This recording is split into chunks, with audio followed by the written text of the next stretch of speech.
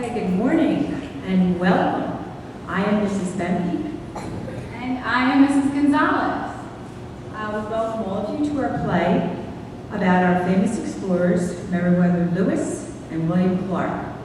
Just so you're familiar with some background knowledge, in 1803, President Thomas Jefferson purchased the entire Mississippi Valley area from France for the United States. In 1804, he sent an expedition to explore this new land, led by Lewis and Clark. They explored and documented for 2 long years, finding a route over the treacherous Rocky Mountains to the Pacific Ocean. Let us begin.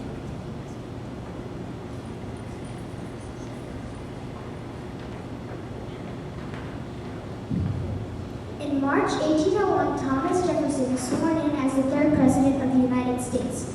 A brilliant scholar who wrote the Declaration of Independence in 1776, Jefferson is determined to expand the nation's size and power. He lays out his vision in his first inaugural address.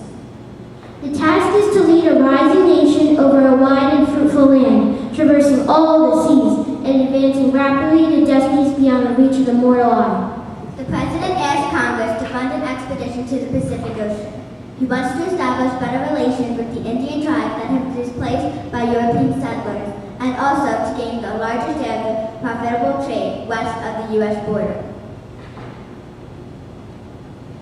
In 1803, thanks to Jefferson's efforts, the U.S. buys a tract of 820,000 miles from France. The Louisiana Purchase doubles the size of the U.S., pushing its western border from the Mississippi River to the Rocky Mountains. The land will come to encompass all or part of 15 U.S. states. Jefferson has a keen interest in the uncharted territory beyond the Mississippi and wants to learn everything he can about the western half of the continent, from its waterways to its plant and animal species. He speaks with Meriwether Lewis, his secretary and former U.S. Army captain. There has to be a direct water route to the Western Ocean that will open up shipping.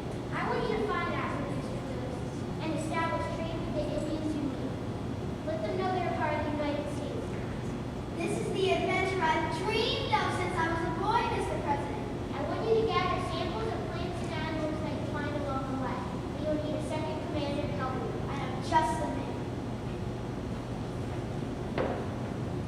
Lewis writes to an old Army friend, William Clark. Like Lewis, Clark is a native Virginian and an experienced frontiersman.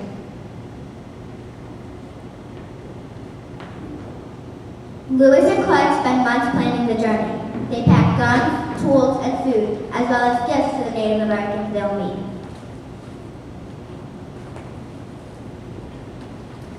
Lewis studies botany and medicine and learns how to navigate by the stars. He and Clark recruit more than 30 men, including hunters and woodworkers.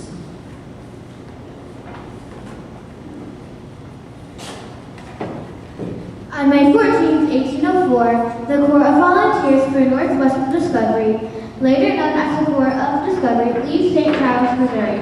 The group heads up the mighty Missouri River in a large boat, which Lewis sails from Pittsburgh in 2 smaller canoe-like vessels. Soon they pass the last white settlement.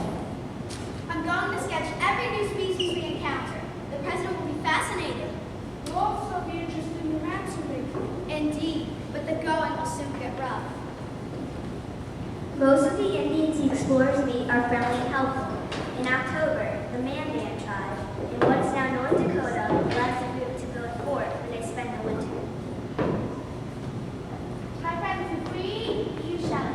As a symbol of our gratitude, here is a silver medallion bearing the likeness of your new great father, Thomas Jefferson. While at Fort Mandan, Lewis and Clark hired Toussaint Charbonneau, a French-Canadian fur trader, and Sacagawea, his Shoshone Indian wife, to be their interpreters along the route. Sacagawea can help you get the horses you'll need to cross Rocky Mountain. Her people live there. But she appears to be expecting a baby. I am very strong, and the baby can travel with us. The trek resumed in the spring of 1805. Even while caring for her infant, Jean-Baptiste, Sacagawea proves a valuable member of the court. She teaches the explorers how to dig for edible roots to keep from starving.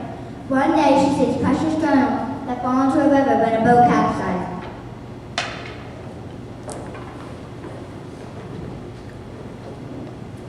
As the Corps heads farther west, the landscape grows harsher. The explorers encounter hailstones, clouds of mosquitoes, and grizzlies. The expedition encounters the Great Falls of the Missouri River in what is now Montana. The men must carry their supplies and canoes over rough terrain for more than 18 miles. The Corps trudges further into the Rocky Mountains. In August 1805, Lewis reaches Lemhi Pass on the Continental Divide, where the rivers begin flowing west instead of east. There he glimpses what lies beyond the mountain range, not a flat plain and a river to the ocean, as he and Clark had expected, but many more mountains, jagged and rocky, covered in snow. There must be hundreds more miles of mountains. How will we get over them, Captain? In the fall of 1805, the Corps is trapped by the snow in the steep Bitterroot Mountains. There, they run out of food.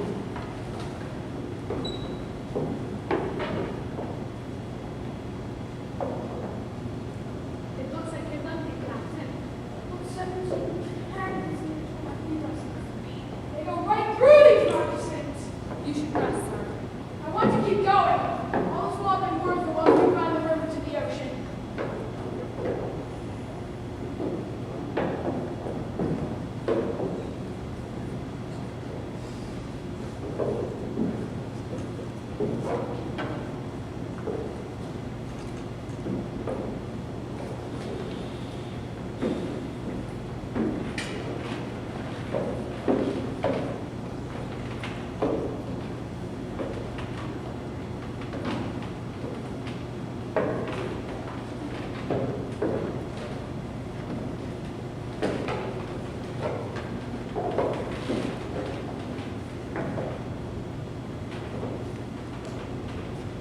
Not actually eating first to survive. You're eating. I've never been so cold or wet as I was in this terrible place.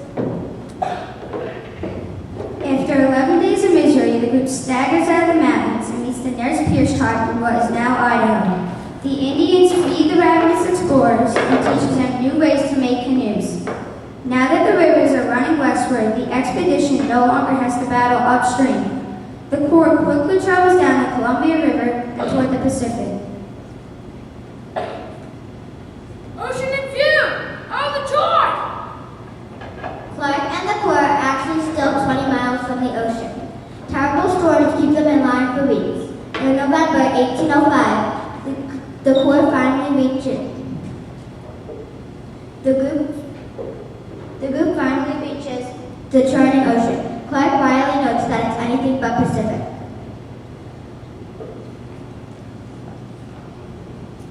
After traveling more than 4,100 miles, the Corps builds Fort Clatsop on the coast in what is now Oregon. Homesick and weary, they spend their winter preparing for the trek back, which will take 6 months.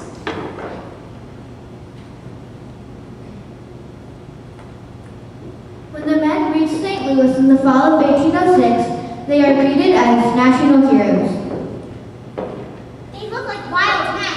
Such sunburned faces and only buckskin rags for clothes. And when I know how to give enough for dead. 3 cheers for the Corps!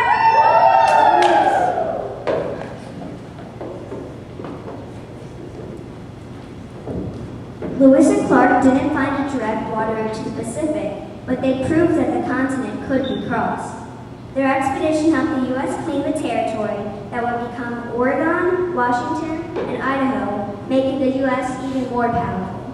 But their journey also hastened the destruction of many of the Indian tribes that had helped the Corps survive.